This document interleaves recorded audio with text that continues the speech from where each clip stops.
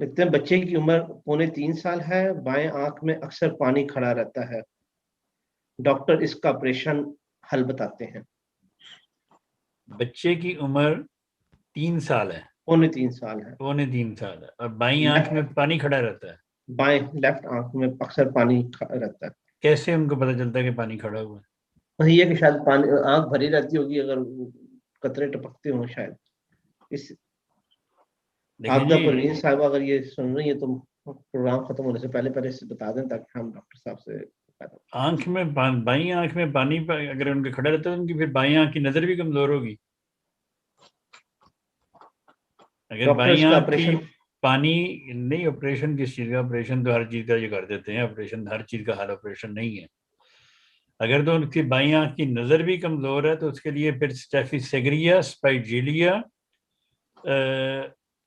اور ایپس، یہ 30 میں ملا کے دیں تو اللہ کے فضل سے فقہ ہوگا ان کو۔